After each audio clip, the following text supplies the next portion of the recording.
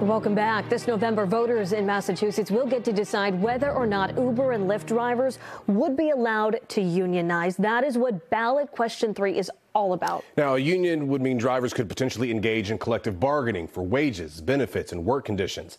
NBC 10's Oscar Margain brings us the arguments both for and against this measure from the stakeholders themselves. Hello, good morning. Hi, good morning. For Oscar? How's it going? Yes, Price Hill? Yes. Yes, how you doing? How are you? Good. Ride-hailing in Massachusetts has undergone many changes for drivers recently, and this November, voters could further empower drivers at the ballot box. In June, Uber and Lyft reached a settlement with the state attorney general's office, which sued the companies in 2020, arguing that drivers are employees under the state law and entitled to basic benefits and protections.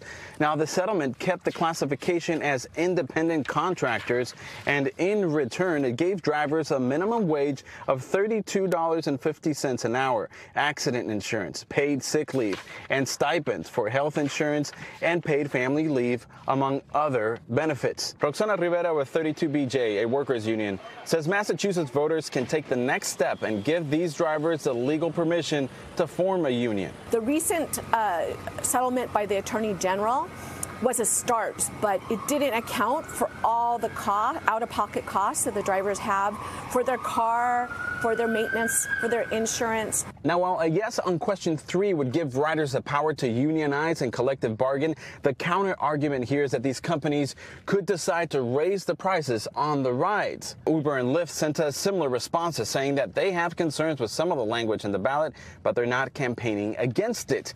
If it is voted through, they will work with the legislature to make changes. Kelly Cobb with the Massachusetts Drivers United Group is a no on question 3, not because she does not want drivers to organize, but because the ballot doesn't go far enough. This ballot initiative would maintain independent contractor status. Another issue for us does not include delivery drivers. All of those workers deserve to be classified as employees and entitled to all the benefits and protections. Now, Kelly wishes that it would be up to the drivers to decide, so she is relying on Massachusetts voters to look closely at the language of the ballot before casting their vote. The thing is that a lot of these people work at part-time, and I don't know if they get to be full-time if that's what they want. Give them the union rights, and then if further down the line you decide, okay, it's too expensive, maybe not use it so much, and then maybe the companies will see, we're losing out. So, Price, what do you think about question number 3? Do you support it? Yes, totally. As a single driver, nobody will hear me. Nobody will hear my claims. You know, every other employee have that right but us. So there you have it. This November, the choice is yours. A yes vote means that you would make Massachusetts the first in the nation to allow drivers to unionize. A no vote would leave things just as they are. Oscar Margain, NBC 10 Boston.